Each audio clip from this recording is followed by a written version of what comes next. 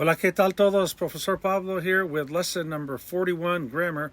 Prepositions, the Big Ten. We call them the Big Ten. It's just a way to remember that these 10 prepositions, all prepositions, in case you come across any others, but these are the Big Ten. These are the most common ones.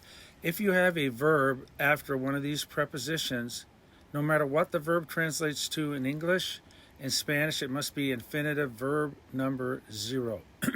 We have a, which is to. En is in, on, or at. De is of or from. Por and para both mean for. However, por could mean things like through, like up the street, por la calle, subiendo por la calle. Por could also mean on account of, due to.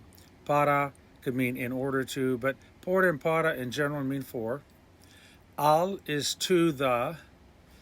Con is with. Sin is without, sobre is about, and hasta is until. So a, en, de, por, para, al, con, sin, sobre, hasta. So if you see any of these and a verb comes after it in Spanish, it has to be in the R form, the unconjugated form, the verb number 0, no matter what it says in English. Okay, our key point. Prepositions, when followed by a verb, when we say a verb, it could be any tense, are always followed by an infinitive verb number 0. Examples: it started raining, empezó a llover. In English, it's ing. In Spanish, it's the infinitive. The dog started barking. El perro empezó a ladrar. Okay? It's going to start snowing in about an hour. Va a empezar a nevar en una hora. So, empezar a. As soon as you get to a and you have a verb coming, no matter what you're saying in English, it must be infinitive in Spanish. Al llegar means upon arriving. Upon leaving would be al salir. Upon paying, al pagar. Upon finding out, al saberlo. Okay? So after al, it must always be infinitive verb number 0. I'm here to help. Estoy aquí para ayudar. I'm here to study. Estoy aquí para estudiar. I'm here to rest. Estoy aquí para descansar.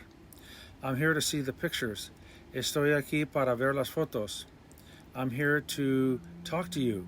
Estoy aquí para hablar con usted.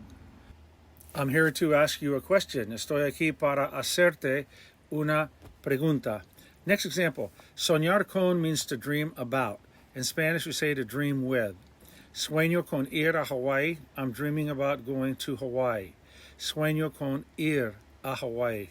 If you want to say I'm dreaming about buying a new house, sueño con comprar una casa nueva. I'm dreaming about moving to the beach. Sueño con mudarme a la playa. Again, after a, after al, after para, after con, en a, en, de, por, para, al, con, sin, sobre, and hasta, you use an infinitive after them if you're using a verb. Last example, he or she took off without saying goodbye. Se fue sin despedirse. Se fue sin despedirse. Okay? If I want to say, I took off without saying goodbye, me fui sin despedirme. Now, despedirse is a reflexive verb. The action of the verb happens back to the subject. If you say, me fui sin despedirme, I left without bidding myself farewell, without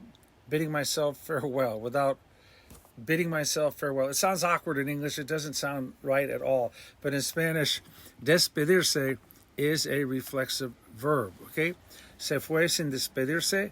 He left without saying goodbye. So, okay, again, prepositions, the Big Ten. If you have a preposition, a, en, de, por, para, al, con, sin, sobre, and hasta, and you're following with a verb, the verb must be verb number 0, the infinitive.